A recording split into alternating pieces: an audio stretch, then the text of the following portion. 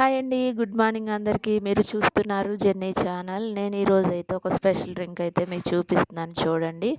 ఇదైతే మనకి gastric problem ఉన్న, మలబద్ధకం సమస్య గానీ, అలాగే మనకి స్టమక్‌లో చిన్న చిన్న ఏ ప్రాబ్లమ్స్ ఉన్నా అయితే క్లియర్ అవుతాయండి. ఎందుకంటే నేను గ్యాస్ట్రిక్‌తో చాలా ఇబ్బంది పడ్డాను.